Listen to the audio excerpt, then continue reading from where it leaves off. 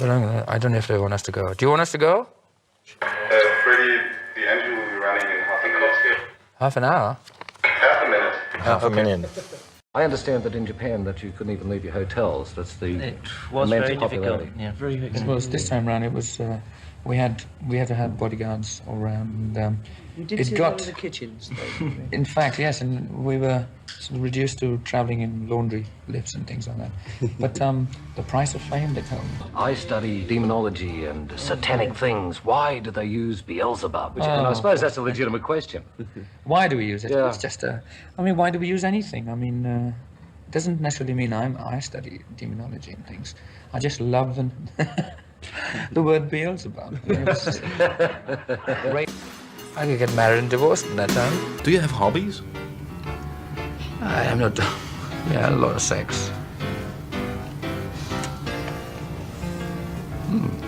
Try and get out of that one. Do you think from your stay in Munich? I've learned a lot. All I know is all the swear words like Bleder Hund and Bleder auf, and lick my mash. That means lick my ass. I want everyone to get fucked all night, every day, just like I do. If my record reaches you out of Mongolia, destroy it, exactly, see? Destroy it, just like that. I mean, really.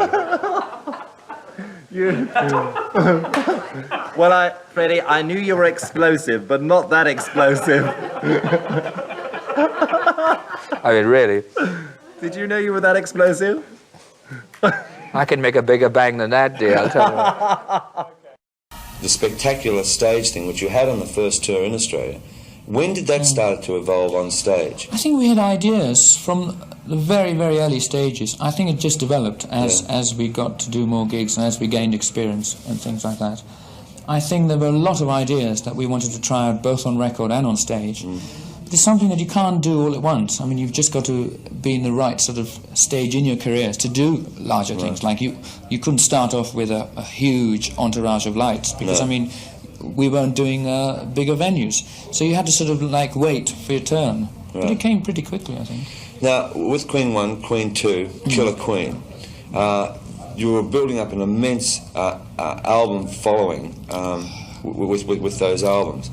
Then, and also, I mean, you were also breaking into the singles market in quite a big way. But with Bohemian Rhapsody and A Night at the Opera, I mean, that was the absolute breakout. Yeah, well, that really tore the market up. Tore the market up and down, didn't it? I mean, it sort of, it just kind of got us a totally different, it got us to a very different area. I mean, the cross-section of sort of the public then was so different. I mean, we suddenly realised we were playing to mums and dads, and I mean, like, the people that were coming to see us were totally different. And I think it was a very good thing, because, I mean, it was just gathering a much larger sort of audience, really. Yeah. And it helped enormously. Now, for an act that had been so visual on stage, and I'm still referring to the Bohemian Rhapsody time, suddenly, in that year, came one of the classiest film clips. In terms of thinking of Bohemian Rhapsody as a record concept, I think we thought of it in terms of visuals as well. I could really picture that sort of song in sort of visuals. So I think when it came to doing the promotional film, I think it was quite easy, because people think we spent hours and hours making that film. In fact, it took literally about four hours, I think. The way we choose singles are sort of, they're album tracks, basically. I don't think we actually write a single and say this is going to be the single. And what we, I think, try and do is try and, with each album, try and work out what is, where our music is at the current given time, and try and showcase it in say, one single, in one sort of number. And that's what takes the sort of single format. With Night at the Opera, we just felt that Bohemian Rhapsody was the song that would sort of say what we're doing at the given time. So we sort of chose that. Now, obviously, we came across certain barriers, like it being 6 minutes long or whatever, and we said, I mean, there were numerous rows. I mean, Well, the recording between the company four of wanted us, to, in yeah. actual fact, edit it. Right? Edit it and things like that, yes. And we just thought, there's no point. You either sort of hear it in its entirety, or pick another song. Yeah. And I think we were so sort of confident with that sort of number. I mean, it is a risk, I know, and we either thought it was either going to be an enormous flop or a huge success, you know, depending on. Well, I mean, time. both the single and the album became, I mean, like chart monsters. And I noticed that, in fact, Bohemian Rhapsody won an award the other day for one of the best compositions. BPI thing. Yeah, for over the past 25 years. Mm. The pressure then on the group must have been immense to do the follow-up album, which was A Day at the Races. True, I think people will obviously, no matter how hard you try, will think of in terms of your past hits. That's inevitable. But I think it's up to the group and the musicians to really think in other terms. From my point of view, I mean, as far as the writing side of it was concerned, I really thought, I said, okay, Bohemian Rhapsody, big hit. But as far as my writing abilities were concerned, I think I could write better anyway. And I just looked at it from that point of view. I mean, I just went and wrote, from my estimation, I think a song like Somebody to Love is, in my estimation, a better sort of, from the writing aspect, a better song, you see. But I mean, it's very difficult, because obviously people think of sort of songs in terms of hits, obviously. Right. And then they will obviously say, well, Somebody to Love was not as good a song because it wasn't as big a hit. But it really depends on how you look at it. I didn't quite know whether We Are the Champions was a sort of a subtle thing of saying, well, you may think, you know.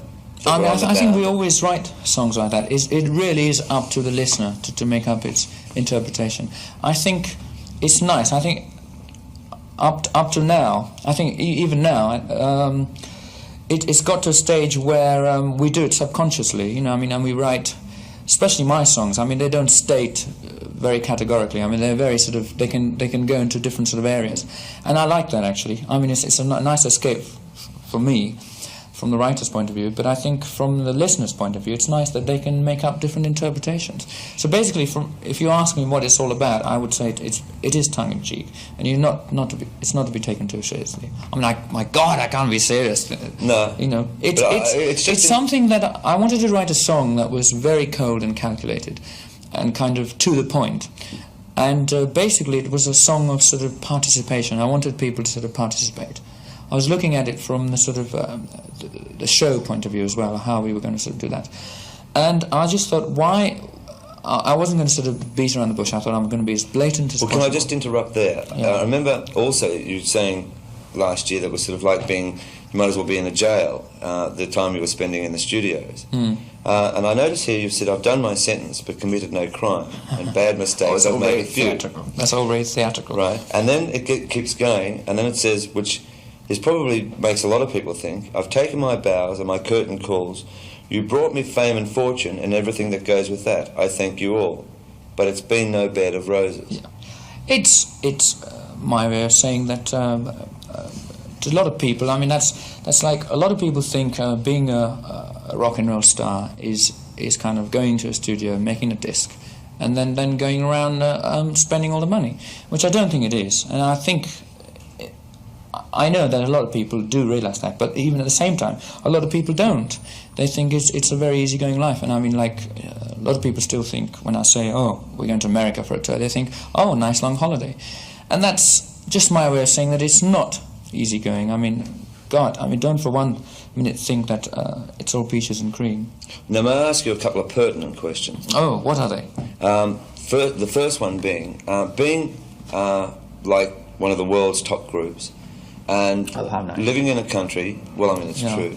You can ask me about taxes, go on. No, I'm not. Thank God. Living in London, with the punk rock craze coming along, What's that? does it become a challenge, you know, in the sense where you're finding these amazing contrasts, and like you'll find the punk rock writers who will follow a certain stream and may try to put down the established top world acts of today. I mean, is it a challenge to you and the rest of the guys? It's always been a challenge. I mean, it doesn't matter what, even if there is a new movement, or call it what you want, there's always a challenge. I mean, take for example the charts today.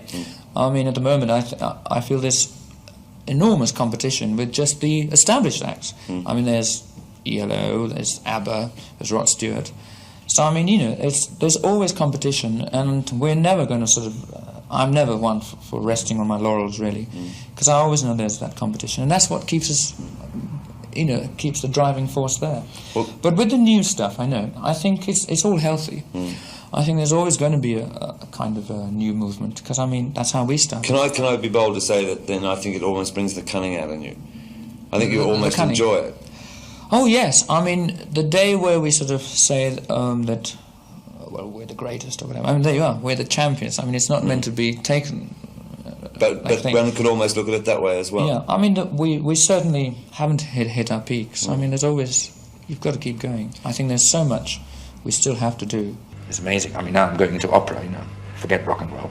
Difícil, né, ser um líder do Queen, quer dizer, você tem problema de relacionamento com os quatro por ser o líder do grupo? This time, yes, I am the leader of the group, yes. My best song. So when they stop buying our records, then I'll say goodbye and do something else, become a strip artist or something. Yeah? To what music you would strip? What music would you use? All the songs I've written. Oh, come on. I'm a true romantic, yeah, just like Rudolph Valentino. I will be Call myself. me Monsi.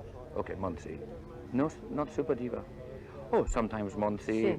Once I say Monsi, But then... not Montserrat. No. Because okay. the very close friends says Monsi to me. Yeah. But if I say my Super Diva, Yeah, my number baby, my one. darling, all this, yes, I'm so nervous. I never was so nervous. Phoebe, there's an ashtray, huh?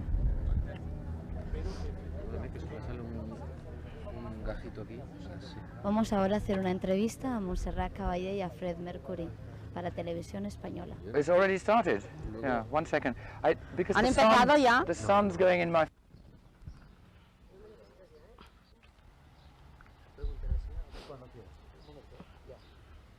Montserrat, cuando le ofrecieron grabar este disco, ¿conocía ya de antemano la obra de Freddie o se la mostraron entonces? No, conozco la música de Freddie desde hace muchos años porque mis hijos son grandes adoradores de su música y de él, y en mi casa siempre ha sonado su voz y sus canciones, por lo tanto era familiar en mí el estilo y también la suave y al mismo tiempo imperativa melodía que él hace y posee. Y cuando me ofreció esto me pareció casi increíble y estuve muy emocionada de ello y encontré que la música era maravillosa. Cuando se sentó al piano y tocó para mí todas sus obras y todo lo que él piensa componer para nosotros, me pareció maravilloso, y sobre todo porque es un músico tan excelente y es un músico que en la composición realmente es maravilloso, es magnífico. Freddie, in the interview they did you in the weekly information, you said you like very much Montserrat Caballé. Was in that moment when you decided to make the record together, or the idea came beforehand? Well, at that time, I mean, they asked me who was my favorite singer, and I said Monsi, And I told them that I didn't say that just because I was in Barcelona, because it sounds corny. But then after that, I mean, it was like a dream come true. It was like a dream at the time to actually, well, of course, I thought about it. I wonder if our voices would match or whether she would accept or anything. And I think the rumor went round from the record company and friends and everything, and I think she was approached or asked or whatever. And she said yes. It was just one of those things. And then I went... I came to Barcelona to see her for the first time, and I played her a few tunes, and she liked it. Now she's rock and roller. ¿Cómo fue la propuesta para hacer esta canción, Montserrat? Musical. Your proposal was a musical one. Yes. Y fue encantadora porque, como Freddie dice, vino a Barcelona y su música sonó, su melodía, su creación, y me cautivó completamente. Freddie, what do you think this record is going to mean in your career? Well, I mean, I don't know. At the moment, it's not out. I don't know what it's going to do to my career, but I know that as far as it might go completely down. I don't know. Wow. No. Well, no. I think it's just like a dream come true personally, you see. And I think it's going to. It means a lot to me because I've finally done something that I really wanted, is to sing with her. And to me, it's like blown my mind, you know. And at the moment, I still don't believe it's happening. You know, I have to keep touching her that she's here. So I think career-wise, I mean, it really doesn't matter. I mean, I'm just so proud of the fact that I've actually done it, you know. Because I remember when we were actually like rehearsing and doing things, I still thought it's not happening. And finally, when she recorded, when she came to London to record, and I finally got her voice on tape, I thought, now that's it. I've got it, you know. And so then now she can't run away. I got the voice, and I just hope there's some better things to come, you know, because we're going to sort of do some more things. This is just the first one, and wait till you listen to some of the other ones. We're working on them. Montserrat, esta es la primera vez que usted graba un disco de este tipo, de estas características. ¿Por qué? En primer lugar, porque para grabar un disco de esta, podríamos decir, inspiración, se necesita con un background muy musical. Y solo una persona muy musical podía acercarse a mí. No es orgullo, pero sí es una constatación. Y yo puedo asegurarles que cuando Freddie se sienta al piano y comienza a improvisar la melodía que le nace y que crea, es maravilloso. Él me regaló la música de Vocalize of Love que yo canté en el Covent Garden de Londres el 29 de marzo y que el público inglés encontró que era una locura. Es su música que la rehizo para mí, para mi voz, y que la canté con una gran ilusión y verdaderamente tuvo un grandioso éxito en Covent Garden. A mí me parece que la creación de Freddie es de una música muy especial que nace del corazón, para el corazón. Yo creo que tal vez por esto ha llegado a mi corazón. Freddie, I think your music comes from your heart. That's why it came through my heart. Yes, well, it's emotional, yeah. It is. You were talking about everything, your music, your creation, all the way through. Yes, she embarrassed me to Covent Garden because then she announced me and I was sitting there, you know, with my tuxedo and everything, and I had to stand up and take a bow, and she blew kisses at me, and I blew kisses back. But the audience loved it. They went saying, crazy at the Royal Opera House. Freddie, before the rehearsals started, what was the thing that worries you the most? Before what? The rehearsals, well, about the record, or before you started really recording the record, what worries you the most about this record? Well, nothing. I mean, I was just very excited, and I just wanted to make sure that everything turned out right. So I took a lot of time and pain over it, you know. I mean, it was like, because it's the first time I've actually written for, say, her voice and everything, because before, I mean, it's easier just to write for my voice, because I know. And so I had to sort of really sort of do trials, like I even sort of sang high, you know, trying to imitate her voice to see if it would fit. You do it very well. Yes, sometimes she said it was quite good. And so it's sort of, it's a different approach, you know. So I mean, it's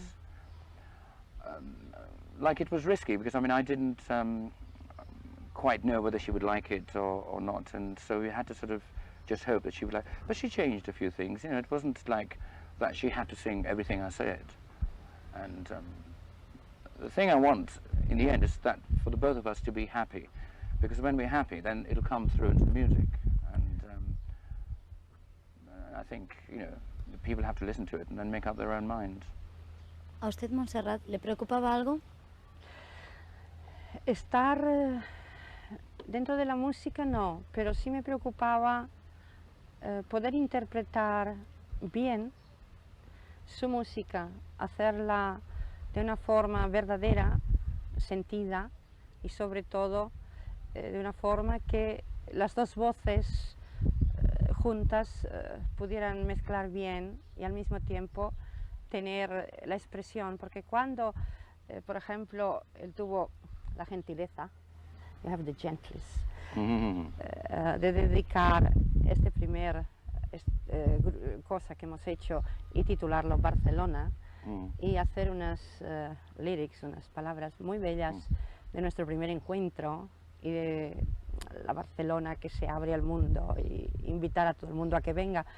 yo le estoy profundamente agradecida, Freddie, really, que ha hecho este homenaje a la ciudad en la cual yo he nacido, y también he encontrado que los versos que empiezan con una gran suavidad y armonía, a medida que el canto procede, tienen una gran fuerza y una gran expresión y terminan con un clímax muy entusiasta y out of this world, like they say.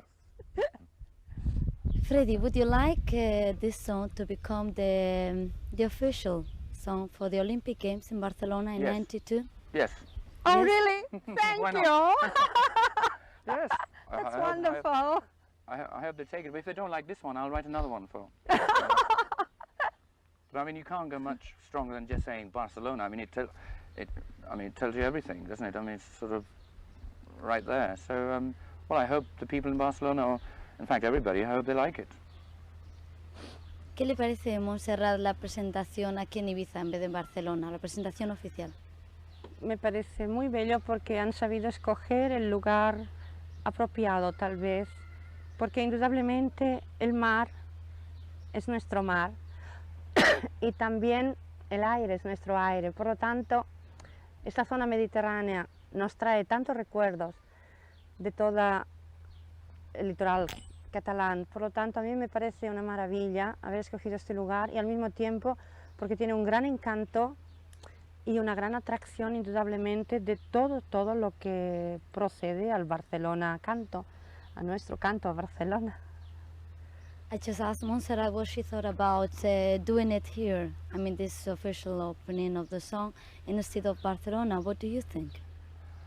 Oh, well, I mean, to me, it doesn't matter. I mean, you have to start somewhere. I mean, we can go and do it in Barcelona, we can do it everywhere, but I think there's got to be a starting point somewhere. So I think, because in the end, the song's got to be heard by everybody. It doesn't mean that just because we're starting here, that these are the only people that are going to hear it. I think, in the end, it's for the whole world, you know. So, I mean, they're all going to listen to it, but we've got to start somewhere, so I don't mind. What is the next step in your career, Freddie? Some more songs with Monty. She's going to take up all my time now, I tell you.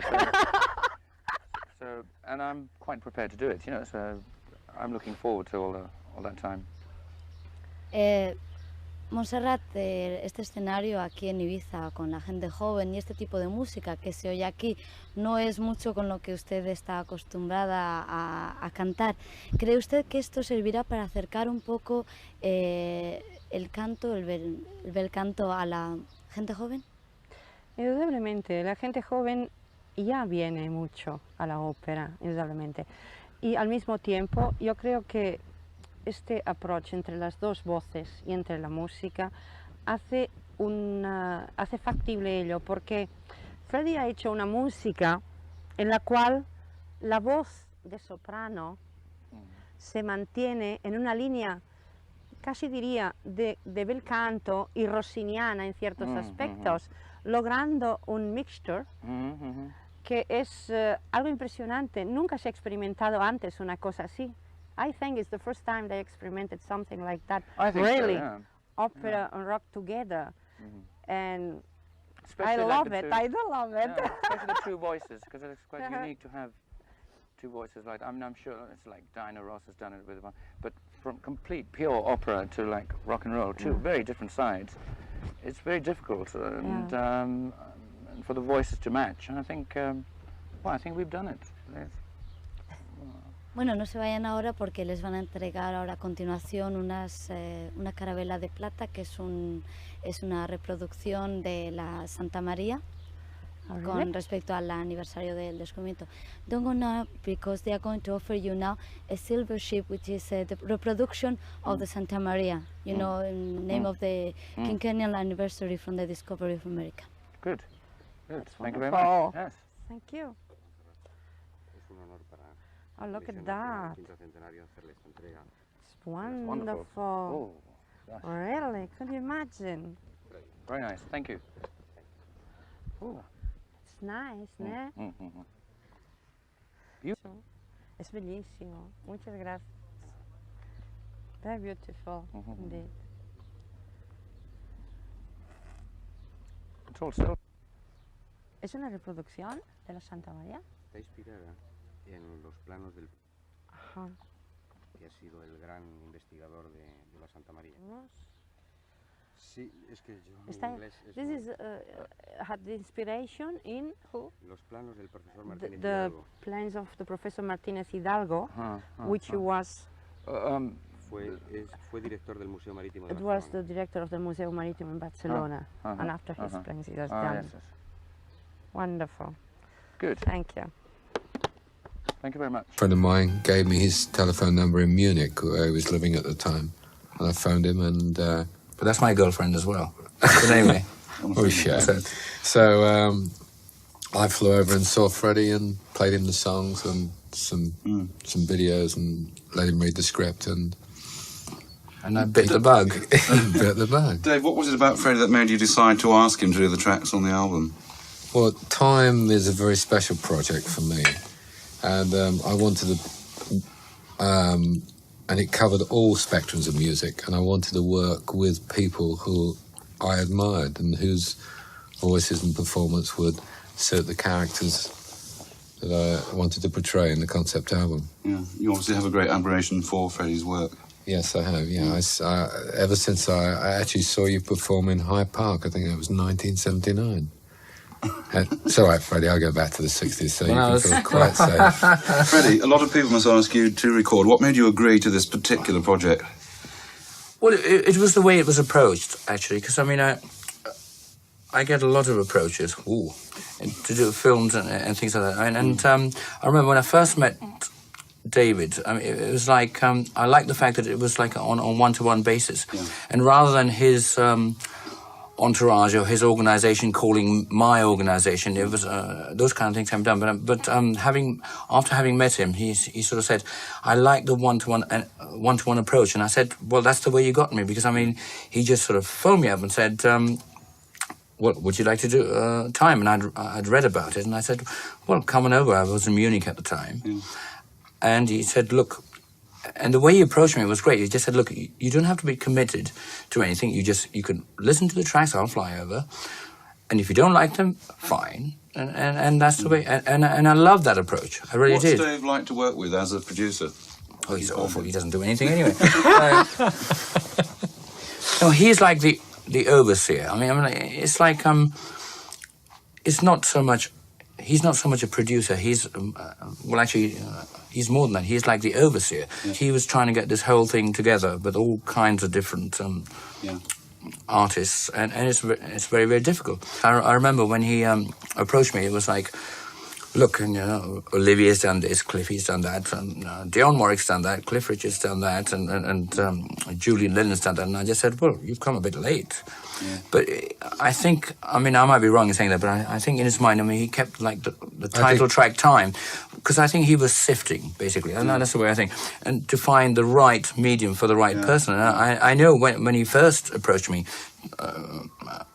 the track Time, the title track, was not really considered. I mean, it was a track that I did was In My Defense, and there was another track, and I said, okay, In My Defense, yes. But after I did In My Defense, I think he kind of liked it, and then suddenly I sort of said, oh, I think I can do something with the title track. I mean, it takes time, and I think he sort of gained more confidence in what I was doing, because I'm a beast in the studio anyway. So like, it's not actually.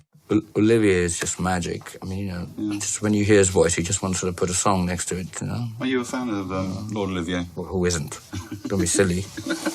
Dave, did you ever think of asking Freddie to be in the show? Yes, I did actually. I think I asked him when I was in Munich. Yeah, well, I said no. And he said he wasn't disciplined enough. Not disciplined enough? Yeah. I can't. He's very disciplined in the studio, but I can understand what he means. It's a different kind of thing. I just can't. I'm not good at doing. Well, number one, I can't do matinees because I don't get up before that. But I mean, it's just. I think my voice would not hold. It's a different kind of singing. I mean, I do what I consider a kind of rock and roll type of singing, which, well, it's basically my voice. I mean, I can scream beautifully for 3 days and then I drop dead. So, I mean, I think a theatre environment would just not... but some of your videos are so theatrical. Do you not feel that you'd like the challenge? Being theatrical means doesn't mean that you have to sort of base your life around the theatre. Mm. Do you know what I mean? I mean, you can be I think operatic. You could be operatic, but you don't have to be an opera singer. No, true. There's a different element, which I'm saying. You must be the only rock and roller to have actually danced with the Royal Ballet at the Colosseum. How did that come about? Oh, how did you know that? Actually, a good question. Exactly the same way as how David approached me. I mean, a principal ballet dancer from the Royal Ballet. You know, Wayne England just had he had a big gala to do, and he wanted different artists, and he just approached me and said, "Would you like to do it?"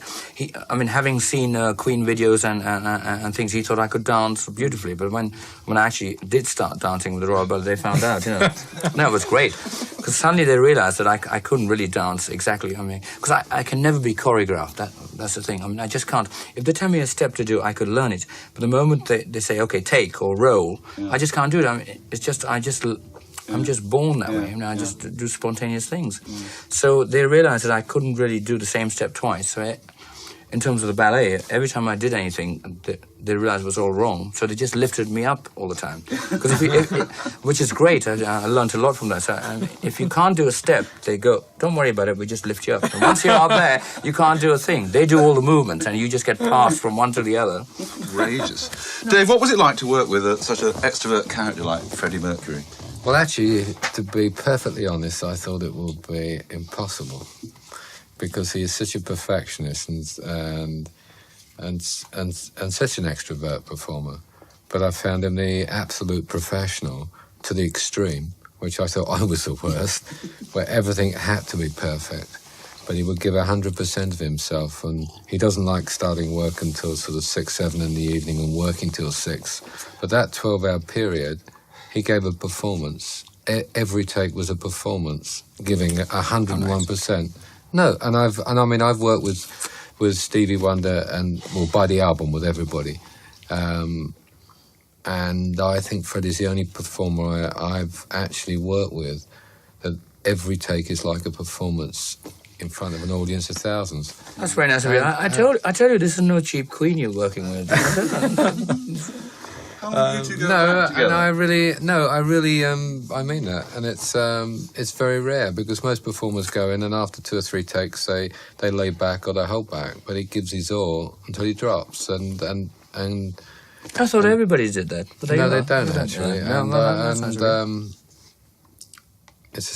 it's a magic performance. I mean, I'm a great lover of people like Edith Piaf, which is totally away from what you call today's commercial music, and Jennifer Hollidays. And I always remember when we first met, I said to you, he said, "But how can I do this song?" This was in my defence. And I said to him, "Well, I want a cross between Edith Piaf, Jennifer Holliday, and Shirley Bassey." He said, well, do you know what I said to him? I said, the moment he said that to me, I just said, "I have all their dresses, I can do it perfectly."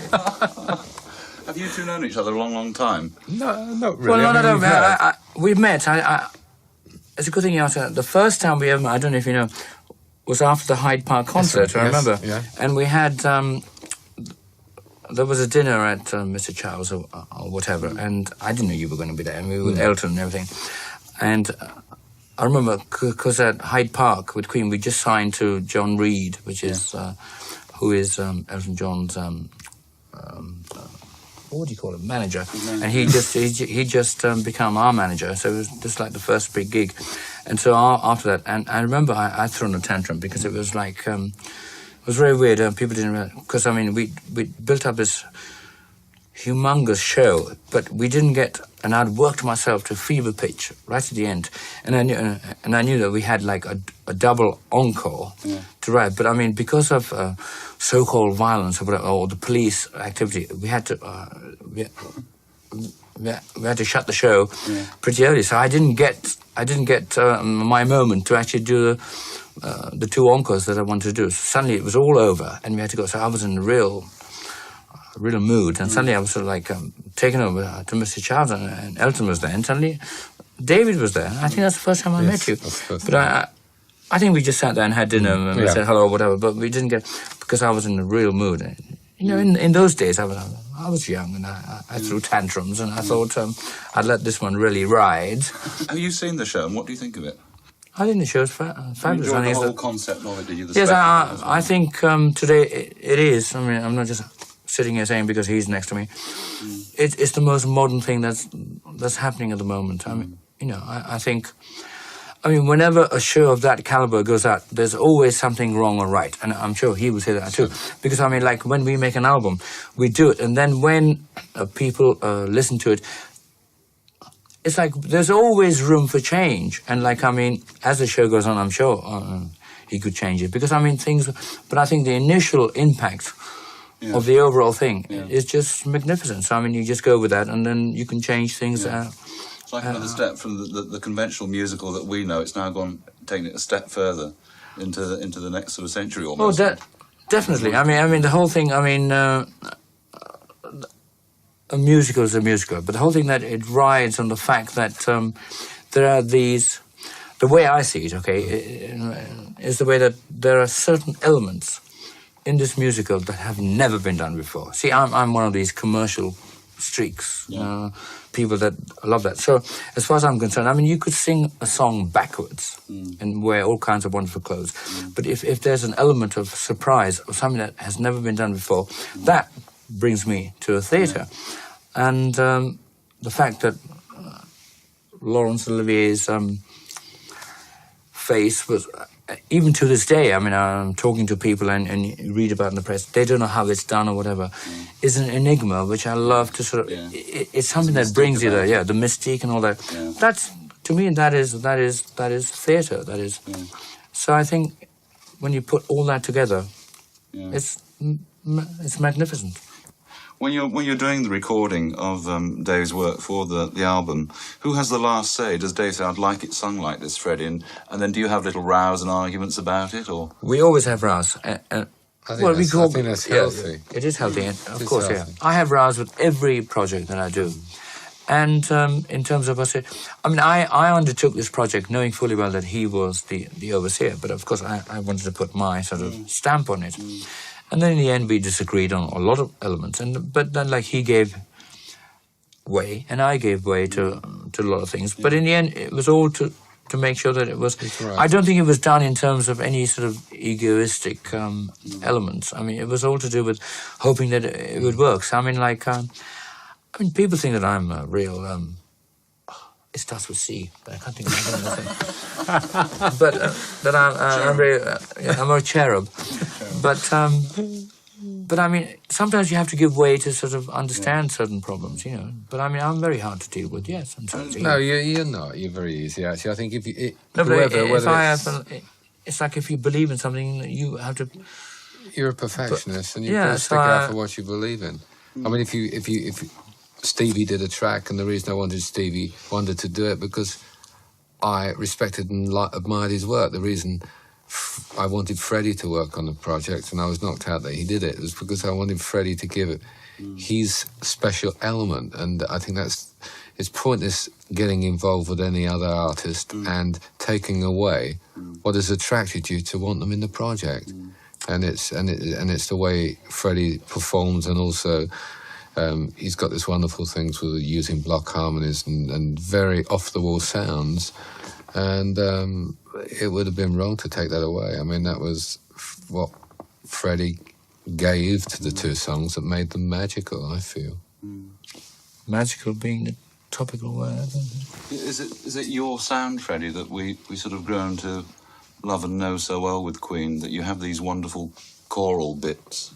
And harmonies. That's a Queen sound. That's a Queen sound. It's a Queen sound. That is a sort of a quartet that has been together for 14 years. It's a Queen sound. It is a complete sort of mishmash of the four of us in terms of Queen. Yeah, it's not my sound or anybody else's or Brian's. It is a. It's like I when I did my solo albums, I tried to do certain elements of that. No, you don't get that. It's when four people actually gel together and there's a chemistry, you cannot equate, you cannot equal it. And it's, what you're trying to say, that is the Queen sound. I mean, there are times where I've actually tried to do in terms of harmonies, but they're not quite the same. I need Brian's voice, or I need Roger's voice and John's to make that little delicacy that makes it a Queen sound. So I mean, no. There's no, not one in terms of Queen. I mean, not one of the individuals of Queen has a Queen sound. We all together make the Queen sound. Yeah, that's the Queen sound. Otherwise, it's completely different. Going back to the show, do you think it's more than a coincidence that sentiments like "we've got to build this world together" should come just when rock is showing politicians where they've actually failed? Oh, darling, what kind of shit question is that? You answer it. It's too heavy. I think what he means is in time, in the song Time. Yeah, but you have to do it. That's your bag, man. Well, you sung it. No, I think it's what they're really doing with Live Aid and Band Aid and everything else. It's that one can express one's feelings through music. And it's up to the individual. You can't change the world and you can't change a person. It's up to you to change yourself. That's true. But I think if you can make people feel good through music, or stop and think, I think Freddie would agree. No, that's true. You see, asking me that question, and the reason I'm sort of very flippant about it, is that, I mean, I do agree with a lot of that kind of sentiment, but I mean, in terms of the way we depict our music, it's very different. So I can actually relate to that kind of sentiment, but the way I do it is very different. It's a very free-for-all and a very sort of, how should I put it? It's a very sort of, the only way I can explain that is like, in terms of what I do in terms of Queen, we don't like to write message songs, because I mean, but we can still understand them. It's like, I would never, people have asked me that before, and said, I mean, like, okay, we've done things like We're the Champions or whatever. They're like, to me, they're escapism. Do you see what I mean? To me, in terms music is escapism. I've been the one that I like our songs to be escapism.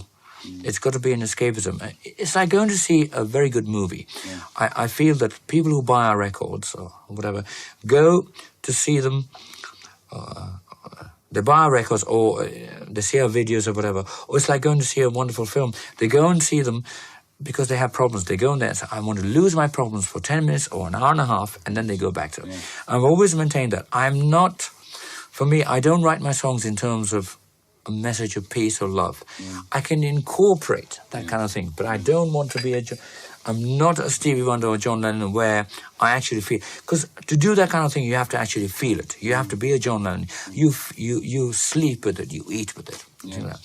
Anybody can write a lovely message of peace or whatever, and then say, no, I'm not that kind of thing. You have to believe in it. You have to do it all the time. You have to be, and you have to actually go out of your way. I'm not that kind of person. I just want my songs to actually sort of filter through to everybody in a form of escapism. So that, I mean, as far as I'm concerned, they can buy the record, and when they've heard it, I wish that for 5 minutes or 3 minutes, they're happy. They can then discard it like a tissue. But I mean, and then they look for more. I'm not, I'm not the Mother Teresa or the Bob Geldof. But I think that's what Queen's songs, or like my songs, they have a message, but they're like little hidden messages, and then they're not the be-all and the end-all. And I think, going back to, for me to actually say, why did you...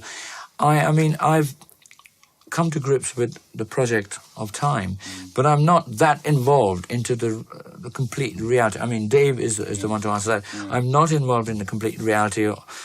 To me, it is something, as far as I'm concerned, Time is a wonderful musical that's come up, and I want everybody to see it. I used to follow sort of Smile a lot, and we were like friends. I used to go to their shows, and they used to come see mine. What did you see in what Brian and Roger were doing with Smile? Nothing.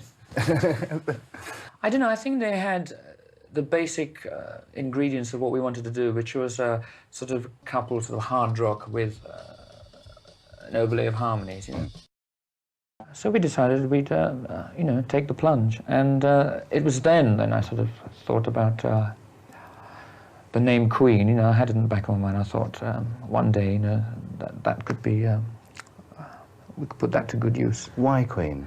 I don't know, at the time it was outrageous.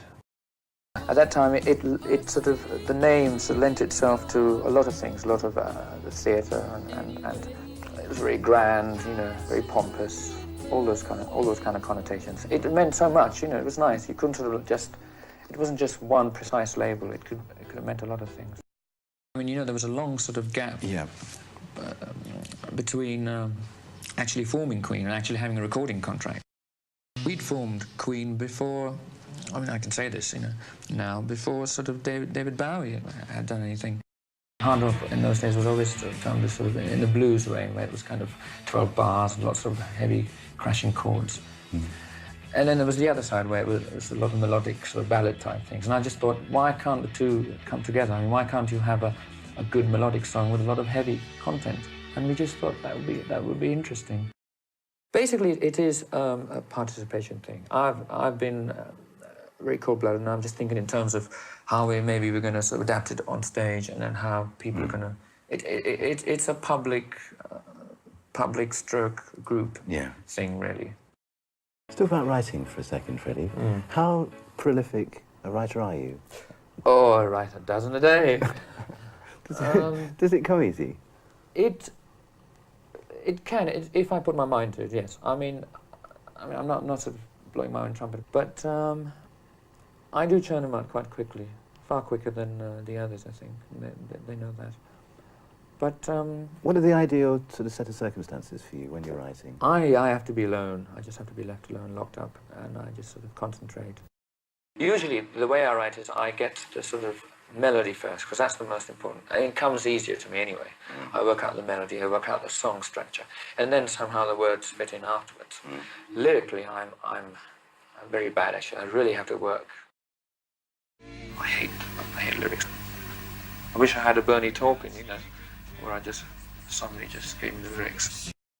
Most of the time, I have a clear picture of what I want, and I sort of have a lot of, say, Roger's parts and what Brian should do and things. There are rows, of course. To try and keep their attention, you've got to sort of really tempt them. Like, okay, you can have a little break, have a coffee and biscuits, and then while they're sort of in a good mood, grab them, you know, and do another sort of 50 million overdubs. We had a clear picture of what we wanted to do. There were certain fixed ideas we had, and we were going to bloody do them, you know, whether people said yes or no.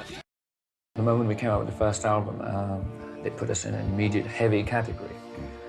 And to a lot of other bands, I mean, that would have meant, oh, great, you know, let's do what the media expects us to do. But we didn't. I mean, we knew we wanted to do a particular thing, like sort of branch out into sort of actual songwriting. We don't look upon singles as sort of, I don't know, as say other people look upon singles, you know, like, I don't know, commerciality. I suppose that's one of the ingredients. But I think it's just our way of saying this is what we're doing at the time. And we felt that Bohemian Rhapsody summed it up at that time. And we were doing a lot of diverse things, a lot of complex harmonies. You know, it was full of extremes, and we thought, why not? It was one of the songs I had a lot of fun in, because I thought, I'm going to do exactly as I please. Do as many multi-layer harmonies as possible. You know, go well over the top. And, you know, didn't give a shit about anybody else. It was a very big risk. I mean, I remember Roger saying that it's one of those things that we said, okay, it's either going to be a huge flop. As it was a song of extremes, you know, I thought that was the way we were going to approach it. How does the studio situation work, Freddie? You mean amongst us? Yes. Between us? Yeah. If I write a song, then I sort of take it upon myself from the actual writing stages to the rehearsing, to the routining, and to the recording as being my project, so I sort of handle that. With my kind of songs, I seem to sort of more or less have everything rehearsed. I mean, everything's sort of written out. Because pulling We Are the Champions off the new album, that seems to me to have thoughts and sentiments in it that you must have been wanting to express for some time. Is that true? Oh, I'm a cold, heartless bugger. No, it has absolutely nothing. It's just pure commercial. Call it what you like. Do you enjoy record production, Fred? Do you enjoy working in the studio? Yes. You can get sick of it, though. We've decided that on our albums, you know, we wouldn't spend as much time as we've done in the past, because I just think that especially with News of the World, I think we actually did decide before we went in that it was going to be a short album as far as Queen stands concerned. I mean, so that was like 2 months instead of 4.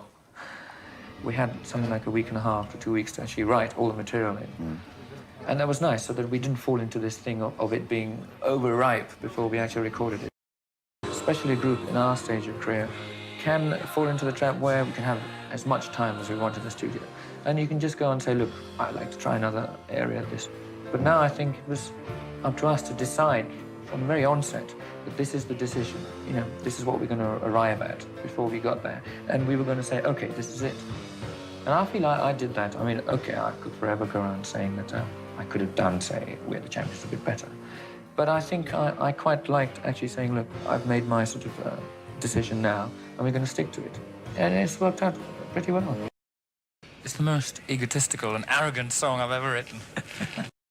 And from that, I mean, I can live in the kind of lifestyle that I'm used to. I'm very sort of, I know people think I'm very grand and whatever. I love it. I am. I mean, I live in a very sort of, I love to sort of, I'm very extravagant. And I don't know, one way or other, even when I didn't have any money, I sort of seemed to do it. It's sort of, I don't know, something that is part of me. I just love enjoying life. I just feel that there are sort of balletic moments in our sort of repertoire. A lot of our songs require sophistication and grace and this and that. And I think there is a certain parallel to ballet. Yeah. Again, are you conscious of writing at all with the idea of what? No, writing is a total different thing. I mean, yes, I wear my ballet shoes every time I write. I'm a big ham, really. I just get on that stage and do it. I don't really take myself that seriously.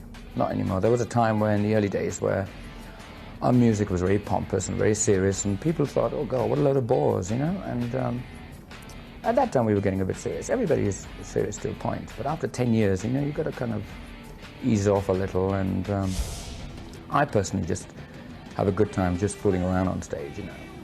And that's why I'm not afraid to sort of fall flat on my face, because I mean, you know, coming out with some of the things I wear, sort of over the top. I mean, they have an element of humor which I hope comes across. That's basically what it is now. And if I'm seen to be having fun on stage, I think it kind of comes across, which is good. You can get very blasé with the public, you know. Sometimes, you know, you've sort of built up your public and they only want you for a certain thing. And that's the wrong way to go about it as far as I'm concerned. I mean, they should be aware of what you want to do. You know, you can fall into a trap where you build up a sound or whatever, and then in the end, that's all they want. And you're then manipulated by a public. That's the last thing I want to do.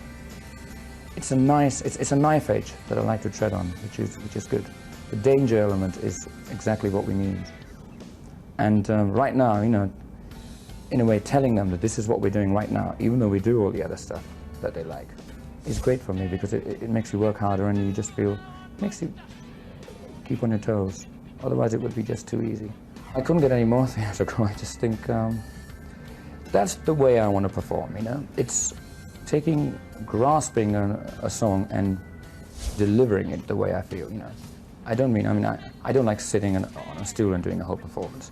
At the same time, I don't want to sort of run around all the time. I like to pace myself, depending on what the song content is. So, I mean, there are ballads, there are bawdy songs, there are sort of, there are certain songs that demand a lot of energy. And I want, you know, apart from just the singing energy, a lot of visuals, and I think, you know, I need to do that. Do you see how we like to translate your theatrics into film?